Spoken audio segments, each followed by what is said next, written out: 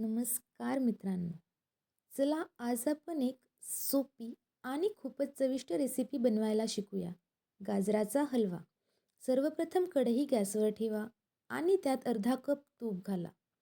तूप वितळल्यानंतर त्यात काजू आणि बदाम घाला आणि हलकेसे परतून घ्या.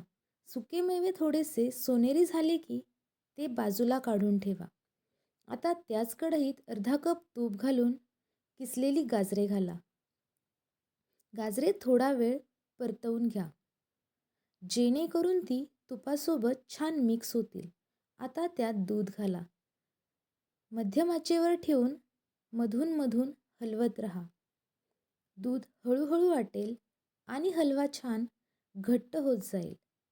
हलवा योग्य घट्टपणाला आला की पुढची स्टेप करूया. आता 1 कप साखर घालून छान मिसळून घ्या. शेवटी परतलेले सुके मेवे घाला. एक शेवटचा मिक्स करून गॅस बंद करा. आणि अशा प्रकारे आपला गरमागरम घरगुती गाजराचा हलवा तयार झालेला आहे. आजची रेसिपी इथेच संपवते.